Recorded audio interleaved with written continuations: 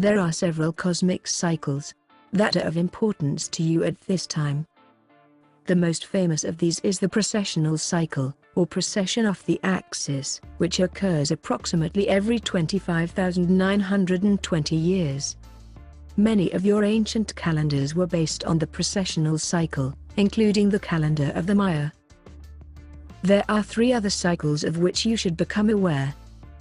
The first of these is the most significant of all, even more powerful than the precessional cycle.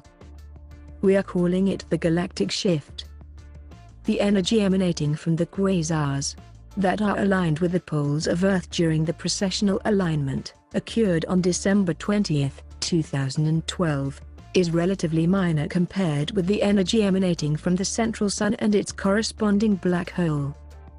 The bands of energy the solar system encountered as it moves through space give rise to what is referred to here as the galactic shift. The galactic shift began in about 1950 and will conclude around 2100. However, it will be increasing in intensity around the same time as the precessional alignment. This larger cycle, the galactic shift, occurs twice during every galactic cycle. A galactic cycle is approximately 216 million years, after adjustment is made for distortions in the time-space continuum and the interaction of dark matter and dark energy, which are really names given to the impingement of the etheric field upon the physical field of matter. Your scientists currently calculate the length of one galactic cycle to be about 227 million Earth years.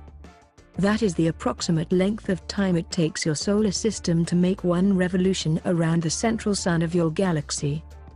After making adjustments for the distortions mentioned above, and the variations in velocity between one spiral arm and another, we find that the actual time period in Earth years for a galactic cycle amounts to approximately 216 million years. There are bursts of energy emanating from the parallel universe that are emitted omnidirectionally from the black hole at the center of the Milky Way galaxy. However, these bursts are concentrated in 2 arcs approximately 180 degrees out from each other, that are not dependent upon the spin of the neighboring stars. In other words, the stars spinning around the core of the galaxy pass through these emanations twice during each galactic cycle. The arm of the galaxy that contains Earth and the solar system passes through these bands of energy once every 108 million Earth years. Unlike the precessional alignment, it takes longer than 3 Earth days for the solar system to pass through the band of energy known as the galactic shift. The entire duration of the cycle is approximately 150 years, 1950 to 2100. This band of relatively non-polarized electromagnetic energy has been called by many names, including the photon belt and the electromagnetic null zone. Although the non-polarized field of energy commonly given these names has been postulated to last approximately 3 Earth days, this is incorrect. Only the precessional alignment was last about 3 days. However, during those 3 days, the effects of the non-polarized emanations from the galactic core was extremely pronounced, far more so than during the entire rest of the galactic cycle. The smaller bursts from the quasars that are aligned with the axis of the Earth are not exactly the same as the energy emanating from the core of the galaxy during the galactic shift.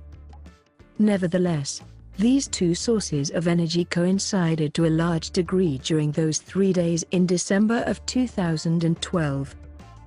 This double whammy effect, similar to what your meteorologists would call the perfect storm, was result in enormous changes upon your Earth. The other 2 are relatively minor in comparison and will be discussed here.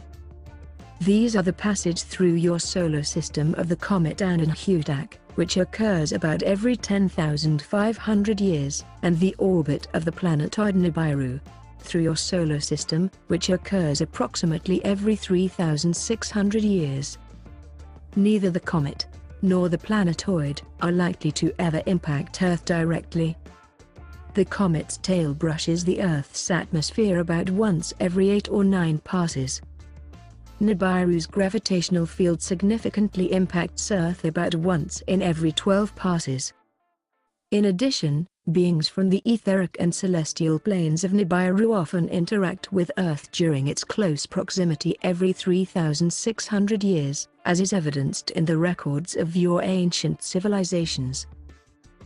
Both of these events will figure prominently in the coming years. Anunhutak, the translation here is very tenuous. You might come to know this comet under a slightly different name, makes its next pass through the solar system in approximately 2019, while Nibiru, also called Planet X and Wormwood, is scheduled to make a close appearance in the year 2030. There is little time left until the precessional alignment, so you are probably already feeling the energies and seeing some of the consequences of this event.